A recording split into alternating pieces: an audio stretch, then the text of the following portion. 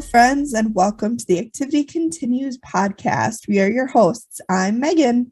And I'm Amy. We discuss episodes of the Travel Channel's TV show, The Dead Files. And this week, Amy is recapping an episode for you guys. It's season 6, episode 1, called Toys for the Dead. Yep. And this is one that way back when I first started watching the show, and I took notes every time I'd see an episode that I really liked or that I wanted to watch again or something. I made notes of it in my Google Keep. And this was one that really stood out to me just because of the content. So I made a note of this. So when I was deciding which one I wanted to do, I looked back at my list and I was like, oh yeah, let's do that one. Nice. So I think it's going to be cool. And I have not watched it. So listeners, we will be taking this journey together. We'll be on it. We can, share the experience together. Mm-hmm. It's a good one. And like I said, I think the first time I watched it was over a year ago. And sorry. That's okay. That's okay. I think the first time I watched it was over a year ago. And I remembered something very important about it, which we'll get to at the end. Mm-hmm. But I didn't remember all the pieces. And for this one too, I was interested in the people. And so I looked them up and found some interesting things about the people who were called, or the people who called Dead Files in, and about the place too. Ooh. So we'll get to all that. Oh, and also my friend Amy, I can't remember if she said this in our group chat or just in Snapchat with her, but she knows a psychic who we have been talking about going to. Oh, yeah. And she's also a Reiki master. Oh. So we could talk to her and maybe oh my gosh, be like, how do you become a Reiki master? And she's like, I just did a course on the internet. I'm just kidding. I'm kidding. I'm sure it's so much more in depth than that. I used to see ads all the time for how to become one, like in City Pages or something, mm-hmm. Back of those newspapers. But that would be super interesting. Yeah. Super interesting. I would love to talk to her. We really need to go. Like you and Amy and me. Yes. Need to go because I think Amy did text me. I thought maybe it was in our group chat, but it was in the group because I remember that. But I and just couldn't remember if she had said that she was a Reiki master. Oh, she might not have said that, or if she was just in our chat. Yeah, but she did say that we were going to try and find a place where we could all meet up. That was sort of a central location for all of us, mm-hmm. and that she would sit down and chat with us. So because I would super fun, fucking love that. So cool. Yeah, that'd be fun to have her on. If she would, be on as a guest. I don't know how we would do that. All right. If we have to go meet somewhere, but we could talk to her for a little on Zoom or something. Mm-hmm. Yeah, cool. For sure. Yeah. And we did not do a VIP happy hour this month because we had it planned for mm-hmm. Saturday and one of us was sick. And mm-hmm. so we had rain checked it. So we'll do it. Yeah. We'll do it as soon as we're all back on our feet. Maybe we'll do two for the month of May instead of because we didn't do in April. It's gonna be May. Everybody, it's May 1st today. So I've seen so many oh my God TikToks and stuff about that. It's so funny. It's a tradition at this point. Like it can't be May and not have ramen hair Justin everywhere as far as the eye can see. Right. Oh, I listened. So True Crime Obsessed did an episode on their manager. I forget his name. He was trash. He managed them. He managed NSYNC and Backstreet Boys and a bunch of other bands. And he was trash. Really? It starts with an L. I can't remember his name, but yeah, he took advantage of those poor kids. Oh. And, I mean, they were so young when they started. They didn't know. Yeah, of course. The business was like, and he's trash. So, wow. Who's not trash though is Lance Bass. He is so adorable on TikTok. He is. He really is. I follow him on TikTok too. I do too. And he and his partner husband, and the kids. Yep. Did they get twins or just one? I think so. I thought they got twins. Yeah. I think so. I just want to be his friend. He'd be the best friend too. He would. He'd be the best friend. Oh yeah. Well, you remember when we were watching the Circle, mm-hmm. and that woman, I can't remember her name now, but she was his Lisa. It started with an Lisa. L. I think it was Lisa. Yeah. And she was his personal assistant. Yeah. Oh my God. And she loved him. So he's got to be nice, because when your personal assistant likes you, exactly, that's a big thing. Exactly. Because I'm sure they deal with shit upon shit. Yeah. Oh, I just love him so much. Yeah. He's a good one. He's a good egg. A good egg. Yeah. Funny. So remember we talked about YouTube last time and how we're trying to beef up. We are just shy of our 1,000. Yeah, we're close, you guys. So close. We can taste it. We now have 11. What? And one of them's me. Not one of them's me. I do think it is me now that I think about it. But okay, so we've got 4. So 2 of them are us. So whoever else, you 2 out there who subscribed recently, thank you. Thank you. You know, it used to tell me, it used to say so-and-so just subscribed, but I haven't gotten anything. That's rude. Yeah, it's kind of weird. YouTube, get it together. Come on, YouTube. Also, it is a new month, and so we have new promo partners. And this week, we are partnering with the Skylark Bell, which is Melissa Oliveri's podcast. Award-winning. Don't forget that. That's correct. That is correct. And another one called Generally Spooky podcast. So Generally Spooky is a podcast about Scottish history. So they talk about like the old castles and things like that. Stirling Castle and Braveheart and all that. Mm-hmm. It's really cool. Well, you know, I love everything Scotland. Yeah. So who doesn't? I know, right? And got married there. I mean, I did. And by the way, the Skylark Bell, this season of it, Wingspan season 2, takes place in Scotland. Yep. So Scotland, I've had dream. Scotland on the brain. But yeah, so I was listening to this Generally Spooky podcast one night when I was going to sleep. I fell asleep in the middle of it, not because it's boring, because I was tired. And I had the coolest dream. I won't go into too much detail because I know people don't like listening to other people's dreams, but I was flying love dreams. Yeah, over the ocean, but up along the coast of Scotland. So I was flying along the bluffs of Scotland, like just going all along the coastline. And this is the funny part. I was flying on a magical dog bed. Sure. Makes sense. Total. So like a magic carpet, but it was a dog bed. But a dog bed. It was one of those fleece dog beds. You know, so at least you were warm. Like that kind. Yeah. Well, it was the size of a skateboard though. So it was really little. And I was just sitting on it going like this. And I could go faster or slower or turn around. Yeah. It was super cool.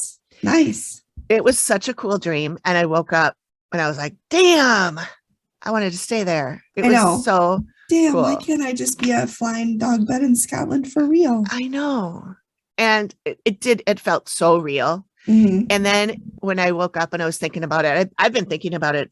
It's probably a week ago. And I've been thinking about it every day since.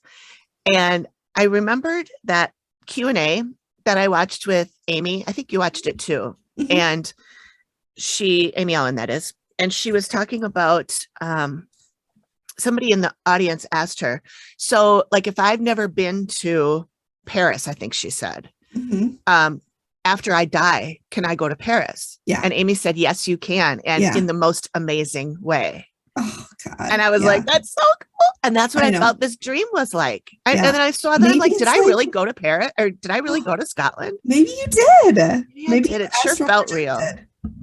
It was so cool. Oh, it's Steve Deshavi's birthday today. Today, the day we're recording. Which is May 1st. May 1st, not the day that this is coming out, which is May 6th. This will be out on the 6th. Yeah. Yep. So, yeah, I don't think I have anything else. Should we just get to it? Let's just dive right in. Let's just dive right in. We say after chit-chatting for 20 minutes. Okay. Let's really get down to it 45 minutes later. Let's get started. But I have one more thing I want to tell you. Let's get down to business. Okay. So this is season 6, episode 1 on both Discovery Plus and Hulu. And by the way, I also signed up for the fancy $2 more for no commercials on Discovery Plus. So I will probably be watching it there all the time instead of sometimes flipping over to Hulu. I pay for that. Yeah, the no commercials. And it's life-changing. I love it. I do too. I was getting so annoyed with Hulu today. I was watching a show, I think it's called Better Things with Mhm. Pamela Adlon. Mhm. And I was watching that, and it was just before a commercial break. Greg walked in the room and was talking to me, and I didn't get to the pause in time. Mhm. So I tried to pause it, and it went into commercial, but I missed like the 20 seconds between when he came down and when it went to commercial. So I tried to rewind it. No, you It can't wouldn't do that. rewind. No. It wouldn't rewind. It made me watch a 2-minute set of commercials to rewind 10 seconds. And then Watch it again. after that 10 seconds of watching, I had to watch that commercial block again. And I was so fucking mad. I threw the remote across the room and I said, fuck this shit. And I ended up turning on Discovery Plus instead. I watched something else because I was so fucking mad at Hulu. Yeah, that's bullshit. It's ridiculous. Mhm. Absolutely ridiculous. So this episode stood out to me because of the subject matter, which Mhm. I'm not going to give away until the end when Amy Ooh, explains what's happening. mystery. Okay, so here's the setup. The client is Ginny. She called because she's worried about her best friend, Michael. 3 years ago, and this was in 2016, this came out. Michael and his partner, Travis, rescued a former brothel, which was about to be torn down. This is the second Mhm. brothel Second slash brothel. bordello I have done. Bordello. Bordello. Oh, that's right. I had to ask you what that meant because I don't know.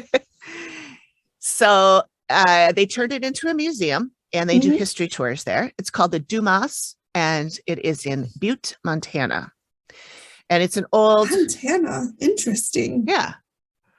And yeah, I don't know much at all about Montana, but Me neither. the visuals they showed during this episode, it looks really pretty. Oh, I'm sure Really it's pretty. gorgeous because Yeah. it's got, isn't there mountains in It's, Montana? yep, I think so. Beautiful. Yeah. And yeah, lots of almost deserty looking in some ways, Mhm. but there's greenery. I mean, Yeah. it really pretty, really Yeah. pretty. Country, Nothing you know. against Montana. I mean, Yeah, I just yeah. don't know much about it. Yeah, I don't either. So this is an If old. you're from Montana, sorry, just, hit us up and tell us Yeah. what your state's like. We Yeah. want to know. That'd be cool. All right. Sorry, I won't interrupt you. That's okay. I mean, I No, will, but I'll try not to. I want you to. So Ginny works there at this museum at the Dumas. Mhm. She doesn't feel like it's safe there. There's always been activity, but it's gotten violent recently. Oh, I hate that. And almost everyone who works there or visits, so the tourists too, Even the all have that visitors? experience. Yeah. Wow. They hear footsteps, they see full body apparitions, people are getting touched, pushed. Oh, But her major concern is Michael. His demeanor is changing. He gets really uptight and really OCD. mhm. And once you get him outside, he's a totally different guy. Mhm. And she thinks that he's obsessed with the place. So the building was built in 1890, and it ran as a brothel for 92 years before the What? sheriff. Yeah. The sheriff closed it down in 1982. I was just going to say, that's got to be well into the 20th century that Yep. this thing was a brothel. 82. Yeah. 92 years. So Amy, Hey, sex work is the oldest profession in the world. that's right. That's right. You do you. Wow, that's Yeah. so long I know. and so recent. And I think when I was doing a little bit of research on it, I was finding a lot of stuff calling it the Dumas Hotel. So I Mhm. think it presented itself as a hotel, but I think Mhm. everybody really knew, wink, wink, nudge, nudge, what it really was, We're gonna go to the hotel. Yeah. Something in your eye? No, I'm winking. Okay. So Amy walks in right away and she says, oh boy. And she hears someone say, get her out of here. She senses it's a man who does illegal things here, and she sees prostitutes, her word, all around him. She says there are quite a few dead people here. They would influence people, changing their behaviors and thought processes, and they might become depressed, anxious, and do things that they wouldn't normally do. Mhm. So then we're back to Steve. He and Ginny are in the basement, of course. It's a Of super course. creepy basement. They always are. Yep. It has a really high ceiling. So it's not like one of those, Mhm. Like squashed claustrophobic. down. Yeah. Yeah. There's plenty of room, but it's set up for like a bedroom down there, like Really? Okay. a room for the Yeah. Well, you got to workers. make use of the space. Yep. I mean, Yep. And Ginny says she sees shadows zooming past her when she's down there. mhm. And Steve does his Steve thing, trying to see if it could be something else, people fucking with her, whatever. Yeah. But she says it happens when she's down there all by herself. Mhm. She has come home with bruises and scratches. And Steve says, you called us for Michael, but it sounds like you need help too. So now we're back to Amy. She's in the basement now. And she said the dead here are very capable of interacting with the living. And she says, there's so much. There's so much. Oh my God. So she is sensing the landlord or landowner.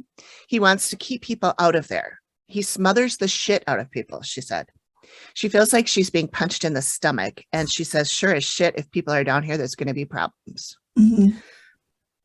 She has such a way with words. I know. There were so many good sound bites in this episode. I picked out a lot of them, but I had trouble narrowing it down. The landowner doesn't like people around. Amy says that he's a pincher, a hitter. And if he doesn't like someone here, he'll do that to them. Mhm. And they would see like a dark mist.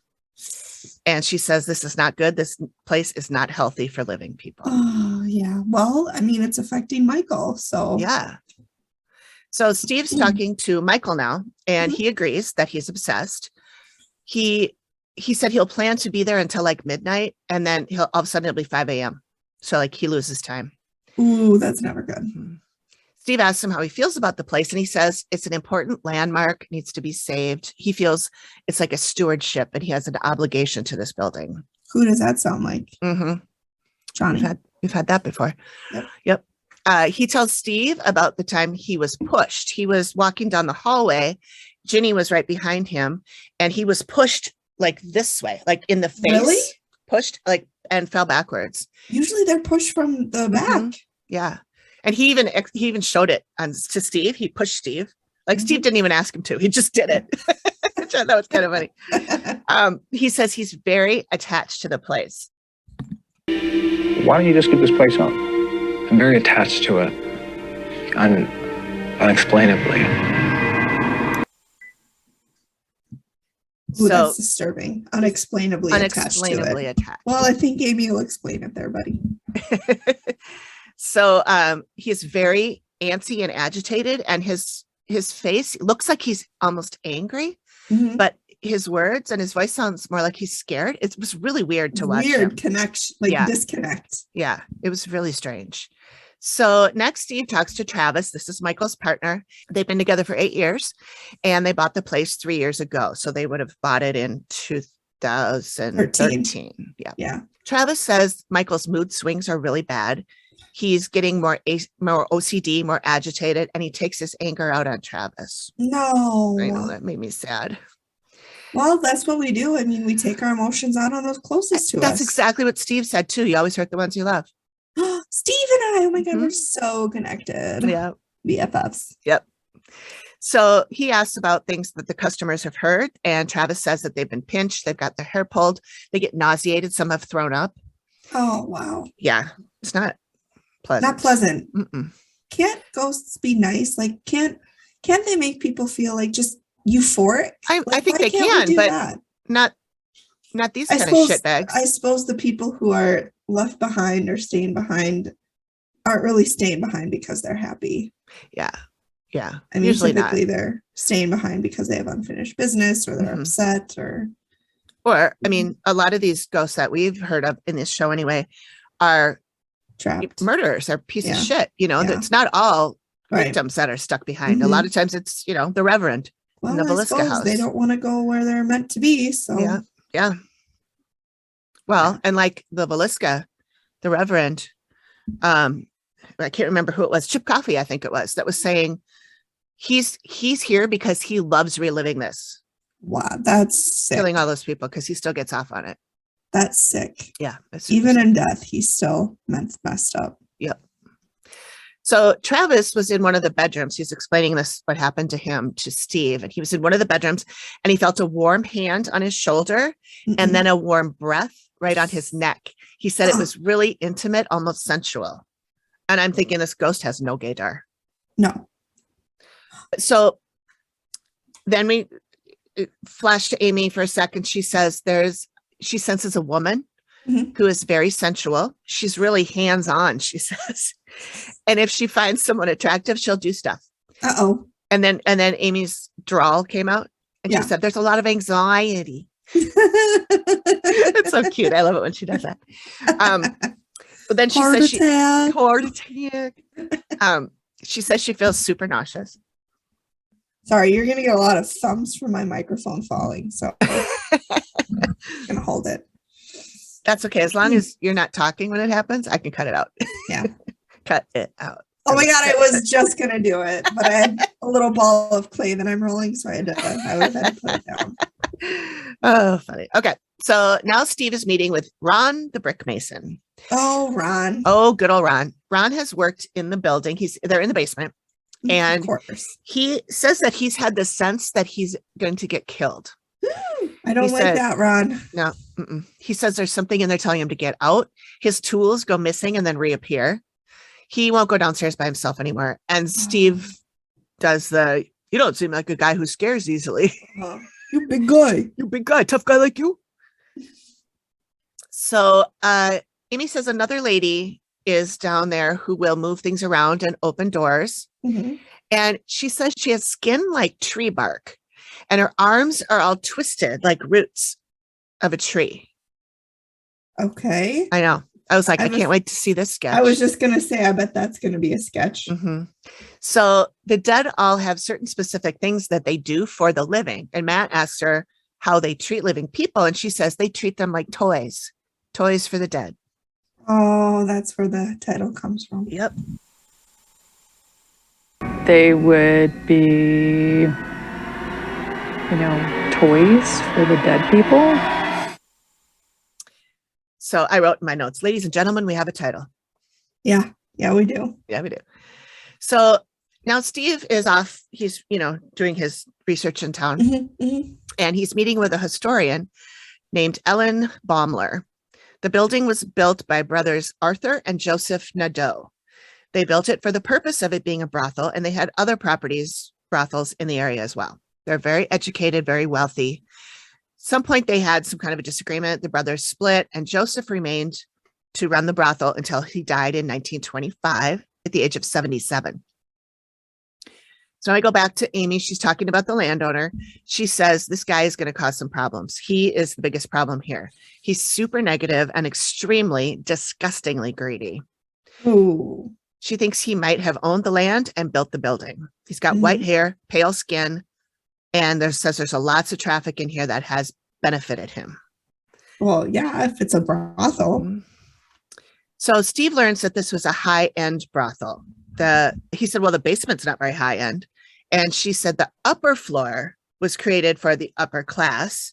The main floor was for the middle class, and the basement was for the miners. Mm-hmm. That is men who worked in the mine. Coal miners, not children. Like under 18 right. miners. We got to make that distinction. Yeah. Yep. So Ellen explains that the working conditions for those ladies who worked in that basement were probably not great. They charged about 50 cents a customer and probably serviced about 50 men a day. How many? 50. 50. 50 per day at 50 cents a pop. Those poor women. I know. Ugh. She said there was lots tough enough for me to service one, and that's not every day. Yeah. She said there was lots of violence, lots of addiction, and she mentions the danger of pregnancy. Oh, yeah. Having sex that many times a day. Amy goes into the basement. And she said there were a lot of drugs and alcohol. These men were dirty and angry. She called them perverted freaks.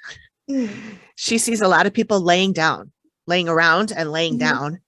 She heard the word mining, and she kept saying this is a cycle, that anyone who rents or buys this place is not on the up and up. Than I have. Well, I'm sure if you're doing 50 men a day, you've got to be drugged out for it. Oh yeah, absolutely. Whether willingly or not willingly. Yeah.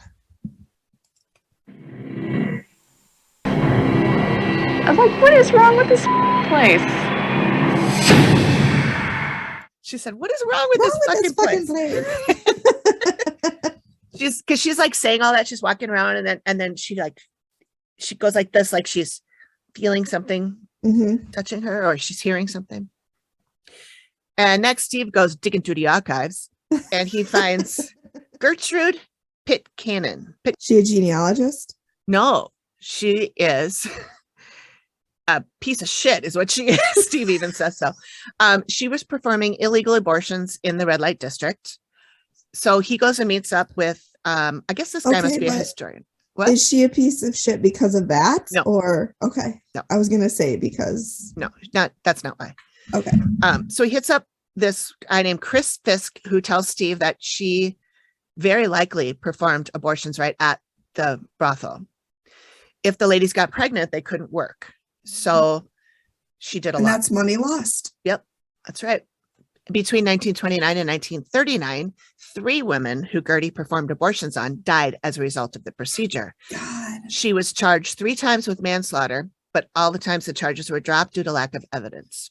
This is why we need to have abortions be legal. I know. This is why right here. Yep. Because if they're illegal, people are still going to get them Still done, gonna do. but they're going to be much more dangerous. Yep. Absolutely. Mm. So some of these ladies actually chose to keep their babies. But this clinic that she was running, apparently people had babies there too. And so these women would have their babies, and she would tell them that their babies died. And then she would sell the babies on the black market. Okay, now I know why she's a piece of Yeah. shit. Oh my God.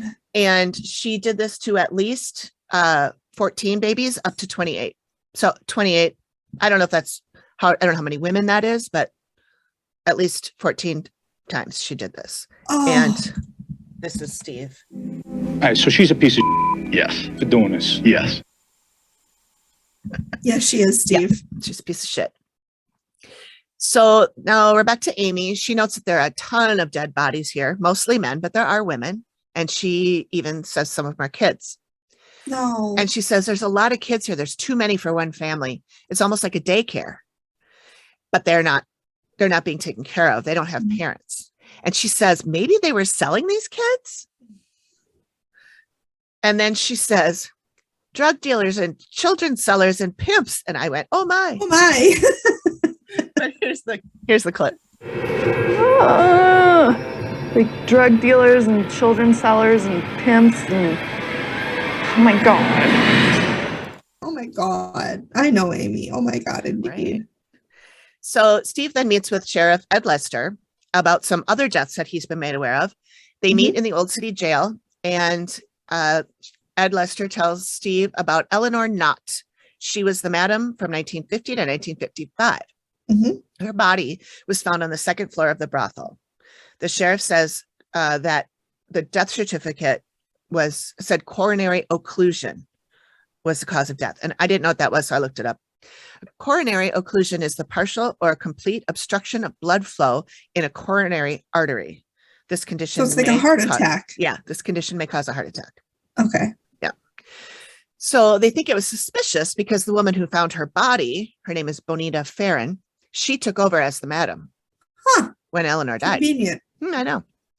So I searched newspapers and I found an obit for Eleanor, but nothing else. Just it did say that Bonita was the one that found her body, but she was never charged or anything. So it's just a rumor. Well, yeah, But- she's a woman. She couldn't do anything like that. Right. You're too stupid. Well, until I don't know what the date was on this, but Bonita's husband, John Farron, also died. He fell down a flight of stairs. Oh, And I shouted, it was the owl. those stairs are tricky, you guys. They're tricky. Well, and the coroner thought the reason he fell was that he was drunk. Huh. The death certificate says cerebral hemorrhage, but it also has as a contributing factor, alcohol. Mm-hmm. So, Mm. okay. The devil's liquid. So this is now we're at the reveal. So Amy sits down with them. It's Michael, Travis, and Ginny. Oh, another threefer. Yeah, another threefer. And so she tells them that she heard a male say, "Get out of here," as soon as she got there, and a woman call out, "Whore." Ooh, that's aggressive. Yeah. they show Steve, and he's like, "Yep, that sounds about checks right. out. Yep, that checks out." She says that Seems she like got another something. day at the office. Yep. She says that she got something about specific drugs: alcohol, opium, marijuana, hash, cocaine. And as she's reading off this list, they show both Ginny and Travis, who turn and look at Michael. And Michael looks at them, and then he looks back at Amy. It was the weirdest. Did they address it? It made sense to me later. Okay. They didn't address it in the show, no, but it made sense to me when I found out some stuff later. Oh. Okay. Ooh, Amy's got the goods. Michael explains why he sank all this money into it. He says, "I don't know why. I don't know what drew me." And they show Amy, and she's got wide eyes. She's shocked. Mhm. And he tells her that he fell in love with it when he entered the building for the first time. And she just goes, "Interesting." I love it when she does that. I know. And she always makes a note too. Yep. She's like, Yep. She was right. Interesting. Interesting. Yep. Yep. And so then she talks about the basement and all the people, the men with their interesting sexual proclivities. She tells how she got punched in the stomach, and Ginny tells him that she was once chased up the stairs. Ooh, shit. I feel like I felt like I was chased up the stairs once in my house I grew up in, my Mhm. very first house I lived in when I was little. And I told somebody that I thought I was being chased by a ghost, and they were like, "Everybody has done that. Every kid who's ever walked up a flight of stairs has pretended like they're being chased." Yeah, but pretended and feeling like are Yeah. two very different things. I think so too. I really felt like I was chased, but I never had any other experiences in that house. So who knows? Anyway, Amy talks about the children that were down there. They were uncared for. And then she talks about the pimp and drug runner, and she thinks that he sold children. And this is when Steve brings up Gertie and her husband, Gustavus. Oh, I don't remember them mentioning her husband before, but apparently she had one. Mhm. So my guess is that's her husband that Amy sees down there. yeah. Steve talks about the babies that were sold through the abortion clinic and that they are known as Gertie's babies. Don't call him something. I know cute that like sounds cute, doesn't it? Gross. Don't, like she rescued these I know. babies and found them homes. No, don't glorify what she did. Right. She ruined lives, is what Right. she did. Those Right. poor women going their whole life thinking That their baby baby's died. dead. Yeah.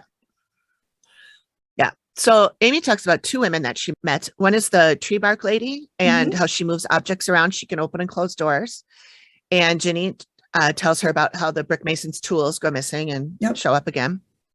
The other woman is the sexy time girl. She's interested in The young men. sensual woman. Yes. And she likes to touch them inappropriately. This is the sketch that she did. So the picture of the older lady is Gertie. Oh, okay. And then the one of the black and white picture of the man, that's Joseph Nadeau. The owner? Yeah.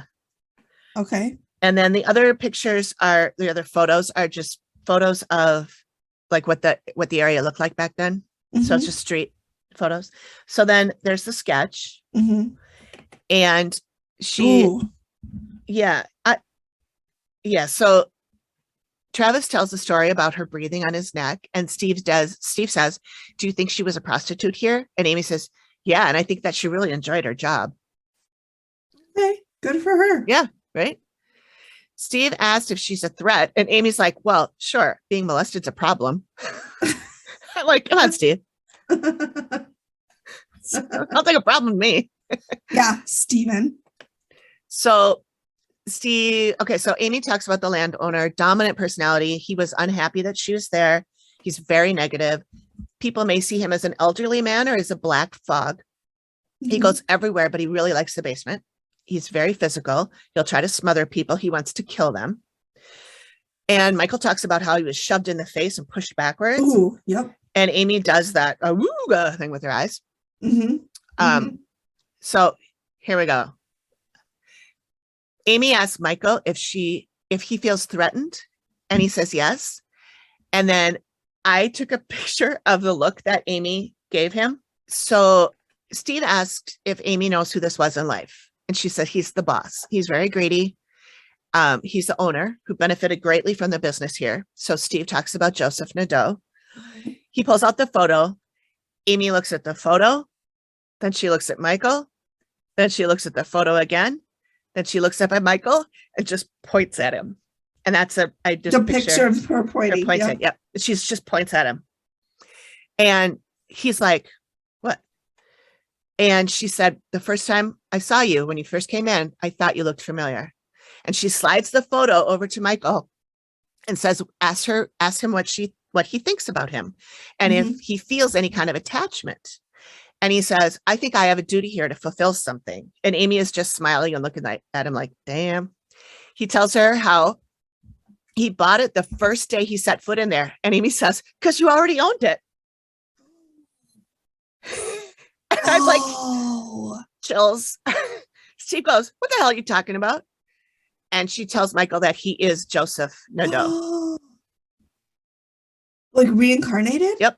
Oh my God. Yep.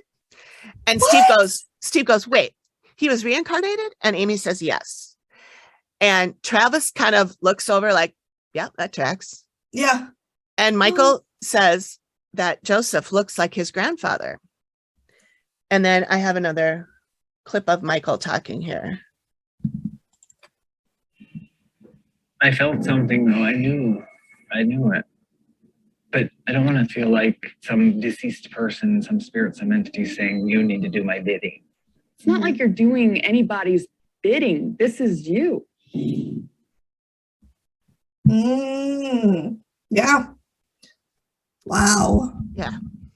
So Steve says this is a case that's going to stick with him. Yeah, for sure. And Amy says she's nervous for him. She's in awe. And she's speechless.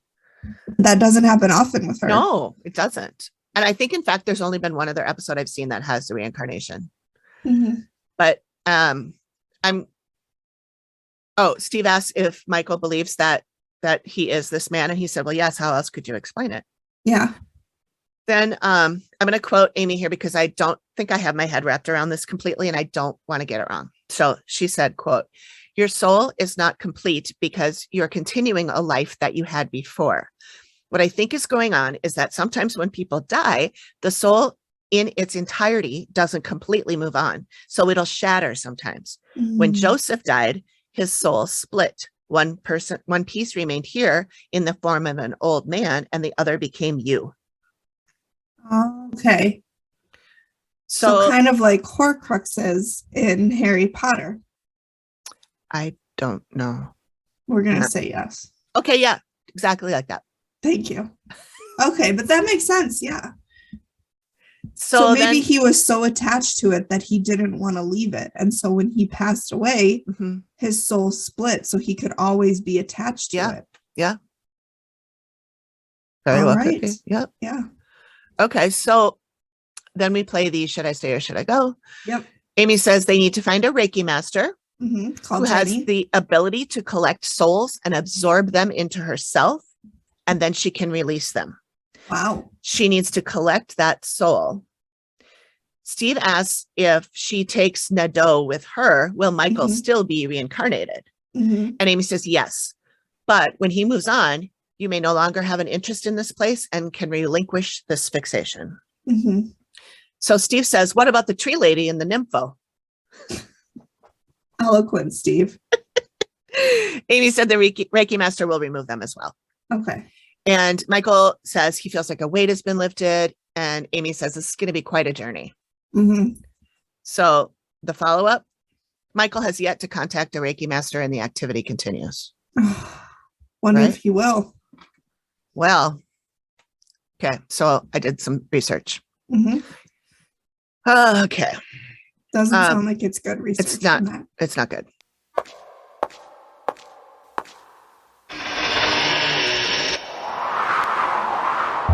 Welcome to the mysterious world of the Skylark Bell.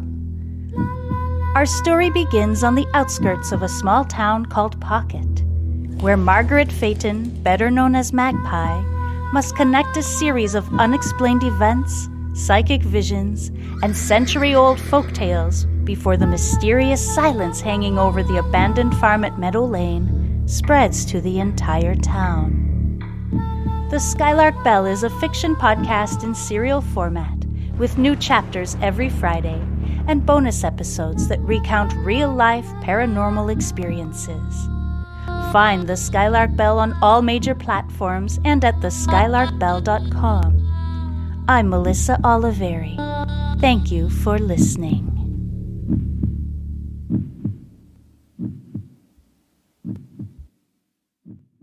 So I looked it up. The brothel it has a website, and it is now owned by another couple.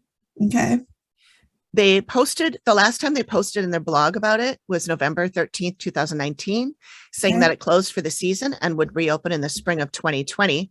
But we all know what happened in the spring of 2020. And I assumed that it did not open after COVID. But they have a section on the website for paranormal stuff, including some videos and waves. These two people who own the house now, or own the brothel now, are paranormal investigators. Really? I wonder what happened with Michael. I'll tell you. Oh, all right. So Getting too ahead of myself. I found an old Facebook page for the place for when Michael and Travis owned it, and I started reading the posts. The last post was from Travis saying this would be his last post because he might be losing the property. He mentions that while finances were always tight, they're even worse now after Michael's passing. What? Yep. How did he die? Well, it never really said specifically, but it was alluded to. So he died January 14th, 2018. Travis wrote a beautiful post on the museum's page talking about how much he loved Michael and how much everybody loved Michael. And he was asking for people to donate to a GoFundMe for the funeral because he had no money and he owes all this money to the brothel. And I went to the GoFundMe and it only raised $615. Like shit. So on October of 2018, Travis posted on the Facebook page that they owed over $5,000 in taxes and he didn't have the money. He was trying to raise funds to, quote, keep Michael's dream alive. They were 4 years behind on taxes. Oh my God. So the property was turned over to the Silver Bow County in September of 2018. And somebody on that post said that, and this person's name was Dumas, said that this was a family. She was part of the family, the Dumas family, and she was supposed to have the option to buy it, but no one told her that it was going in foreclosure. And so it went up for auction and someone else got it. And she really wanted to have it. Yeah. Yeah. So then another person commented on that post, and he commented twice, once to say that he had a crush on Travis and wanted to date him, which I'm like, okay, knock it off. That's rude. That's not the right place to do that. And then a couple comments down later, he posted again to say he's sorry to hear of Michael's passing from a drug overdose. Oh. And so then I went and looked. So the woman who's a Dumas and wanted to buy the place, she said she was trying to get a hold of Travis and she couldn't get a hold of him. And she even had the sheriff looking for him, but he was missing. So then I started thinking, oh my God, Travis went missing. What happened? And I looked him up and I found him on Facebook, and his last post was from April of this year. So he's still around. He lives in Blackfoot, Idaho now. But all of his Facebook posts are like quizzes, like what national park are you and stuff like that. Yeah. He could have other posts, but since I'm not friends with him, I don't see them. Yeah. He posted that he married Michael on March 27th, 2019, but that's a year after Michael died. So I think that he just maybe it was too late. Yeah. And he posted, I miss you dearly, my one true love. I will continue to hold your hand until the day comes. I'm going to cry. When we are reunited once again, love you forever and a day. So I went to Michael's Facebook page. It's pretty empty. His status says married, so I'm guessing they did get married before he passed. Good. He has some posts about addiction. And that's then probably why they looked at each other. And I saw, and I saw that he graduated from Montana Tech in 2014 with a degree in addiction counseling. Good. So, and on Michael's Facebook page, he had a post that said he one day hopes to own the Dumas. So, yeah.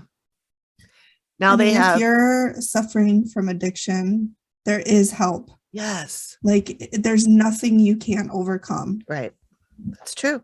And it doesn't feel like that. I know it doesn't. True. And You're a beautiful person, and the world is a beautiful place with you in it. Yeah. Never think anything else. Well, I mean, like, just looking at Michael's Facebook post and Travis's Facebook post with all the people commenting, so many people loved him. And Yes. so many people miss him. And so many people love you, and so many people would miss you if you are battling with addiction. Yeah. Or anything, really, depression, addiction, anything like that. Yeah. So let's see. I did find a 24-hour addiction hotline number. Oh, good. It's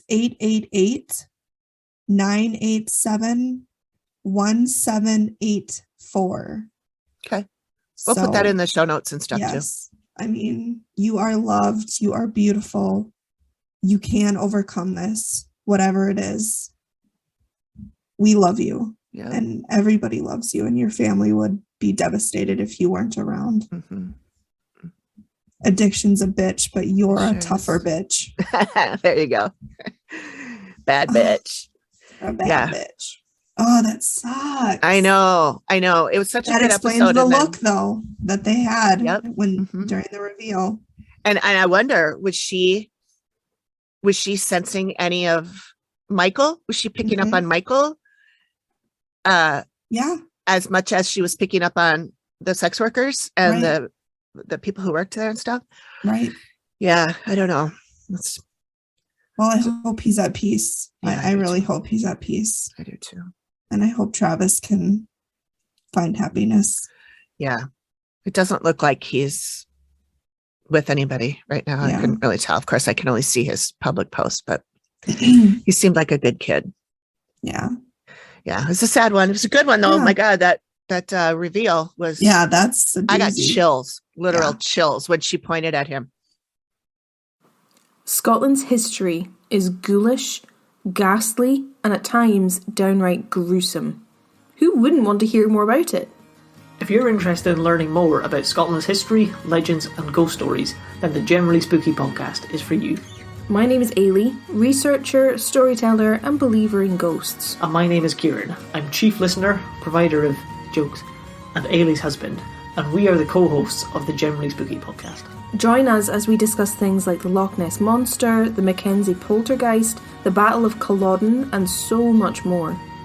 You can find us on Apple Podcasts, Spotify, Stitcher, and anywhere else you listen to podcasts. You can also find us for free on YouTube and over at our website, generallyspooky.com. We'll see you there. See you there. Thank you for joining us for another episode of The Activity Continues. We hope you had fun. Please feel free to drop us a note at theactivitycontinues@gmail.com or PM us on all of our socials. We love to hear from you. What Dead Files episode should we cover next? Or you could send us your own paranormal stories and we'll read them on the show. Have a great week, and we'll see you next time when The Activity continues.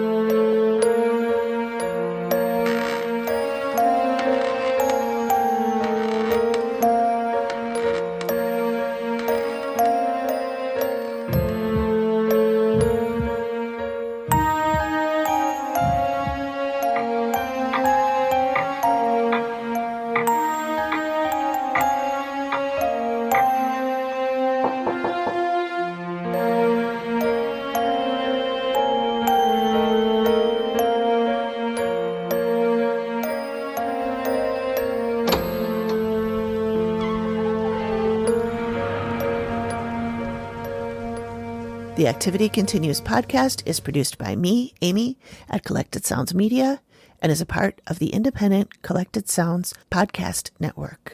Nailed it.